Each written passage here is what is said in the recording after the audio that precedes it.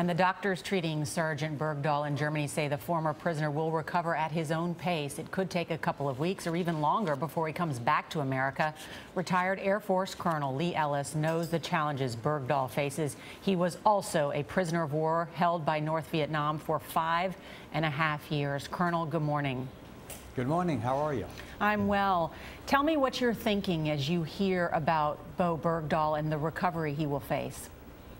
Well, the first thing I thought about was my parents and what they went through during my 5.5 years. So I can really relate to Bowe's parents and their excitement of having him coming home. I think for Bowe, the thing that I realized once I got out was that my normal was no longer the real normal. What I'd been living in was a really an unusual world and really not the typical world that you would experience here in America. And what does that do to you?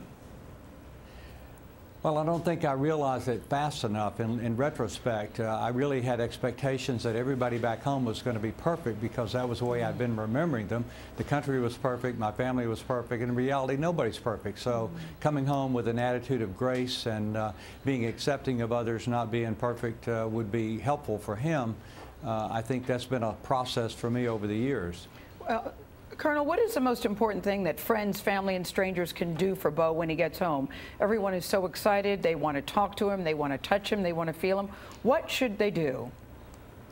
I think just communicate to him that he's valued and important and that they're glad he's back and just that they're there for him. Right now, immediately, he won't know what he needs, I think. He'll be so overwhelmed with so much coming at him.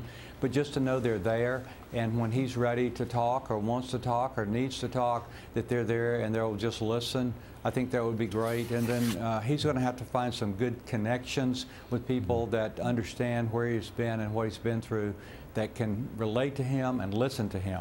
How do you survive where he's been and what he's been through? I think you always survive everything one day at a time. You keep walking forward until you come out the other side. Hope is so important. We heard hope this morning coming out of his hometown. People talked about hope.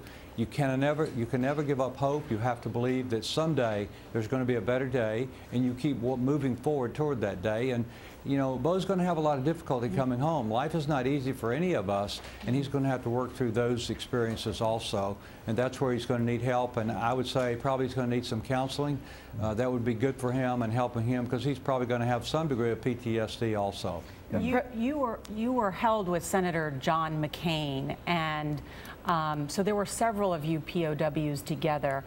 Bowe Bergdahl was the only American POW, so he was alone. Do you think that will complicate his recovery? You said that he can barely speak English. His father said he can barely speak English. Yes, I do think it will complicate it quite a bit. We had a couple of guys that were in China held for more than 5 years and several that were in solitary confinement for several years, but they did know there was some support around. I think for Bowe it's going to be much more difficult because he was so alone, and knowing who to trust and who not to trust and just feeling safe and letting his hair down a little bit, I do think it will complicate it significantly. Colonel Ellis, do you think the government should have done this? Beg pardon? Do you think the U.S. government should have done this, made this exchange? Well, I don't know that I know enough now. I'm a little bit concerned about it. I think there are a couple of issues here. One is negotiating with terrorists, and two is the issue with the law. And thirdly is really what is the message it sends around the world. I'm certainly happy that Bowe's home, but I'm also a little bit concerned because actions send messages around the world, and this message, we'll have to wait and see how it plays out. But right now, I'm a little bit concerned about it.